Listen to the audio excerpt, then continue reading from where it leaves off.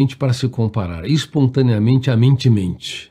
Ninguém pode nos trair, nos ferir. A mente mente. Ou nos asfixiar mais do que a própria mente. Então, por favor, você pode ter inimigos fora de você, pode ter desafetos, pessoas que te decepcionam, mas ninguém vai te trair, te ferir ou te asfixiar mais do que a própria mente, se você não aprender a geri-la.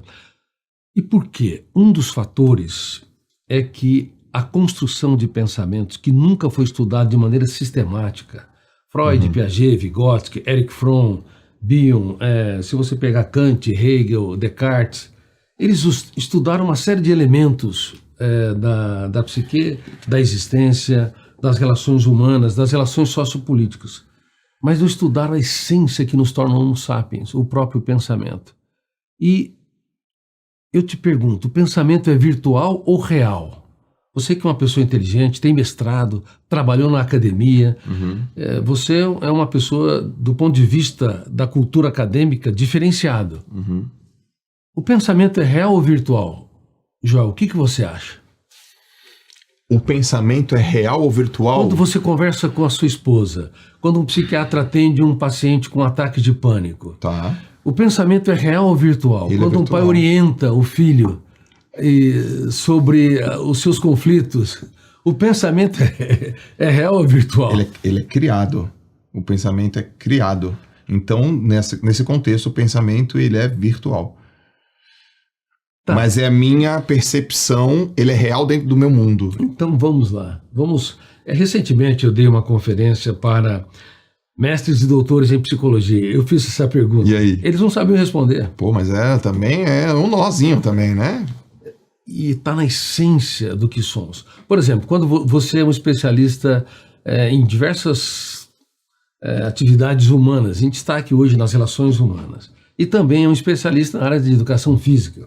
Quando uma pessoa come uma porção de pães, ele comeu carboidrato em tese ou proteína? Carboidrato. Porque nós estudamos.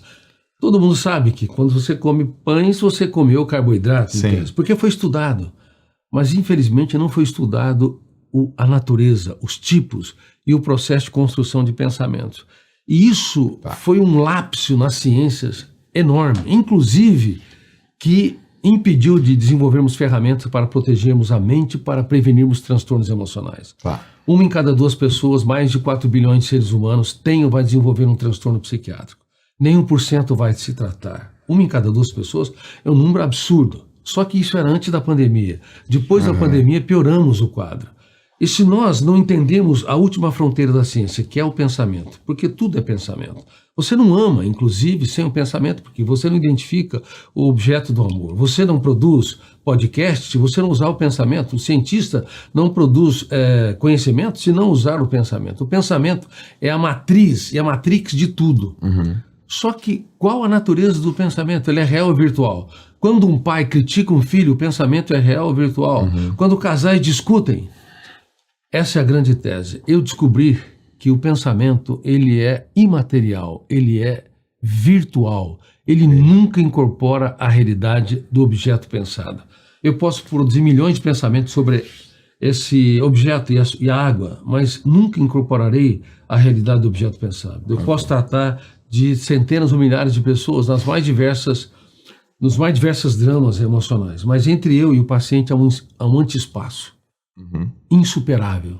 E eu só consigo me aproximar dele se eu esvazio da minha teoria, do meu ego, da minha necessidade neurótica de intervir. Se um pai não se esvazia, ele está discutindo com o filho, falando dele. Eu dou muitas conferências para magistrados, Associação de Juízes do Brasil. Eu abordo que um juiz diante de um réu, se não se esvazia de si mesmo, ele pode estar interferindo no processo de julgamento, falando dele mesmo e não apenas entendendo e interpretando as nuances do réu.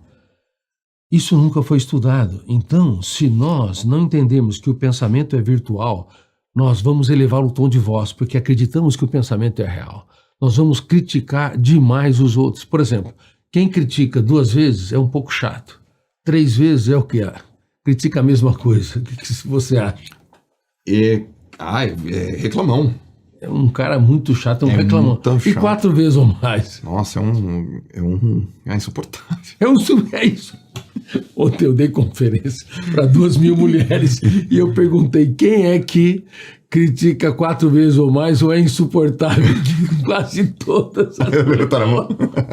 Exatamente. Tipo, eu.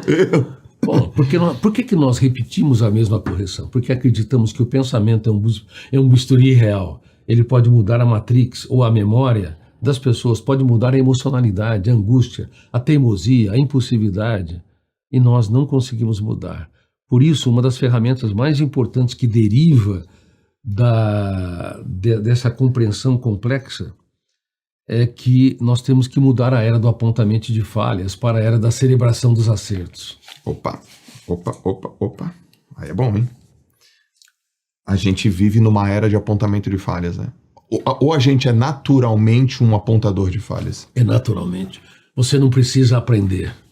Isso é histórico, isso é ontológico. Ontologia, nós falamos que é o estudo da natureza do ser, da essência, da existência.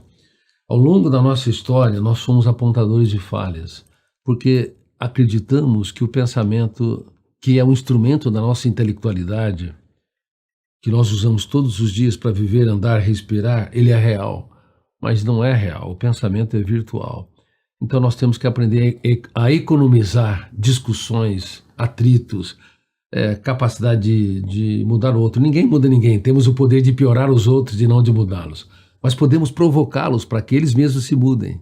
Quando você muda a era do apontamento de falhas e os pais começam a observar pequenos comportamentos dos seus filhos dignos de ser aplaudidos e começam a dizer: Sim. Você é incrível, você é demais. Ou executivos e colaboradores começam a observar pequenos comportamentos dos seus liderados e ao invés de ser um criticista, ele começa a ser alguém que gera emocionalidade. Porque uma das características mais complexas é que temos uma intelectualidade que é virtual e uma emocionalidade. Eu te pergunto, eu nem vou descrever, a emoção é real ou virtual?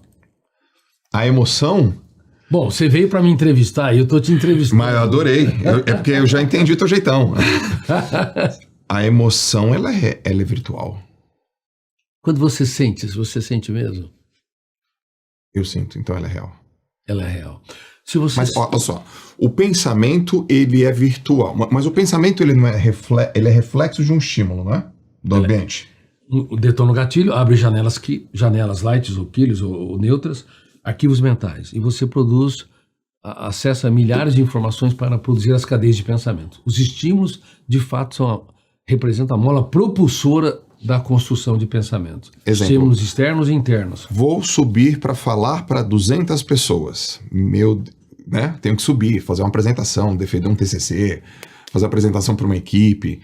A grande parte das pessoas ficam muito nervosas. Aquele estímulo provoca uma janela nela, que pode ser light ou killer, certo? Exatamente.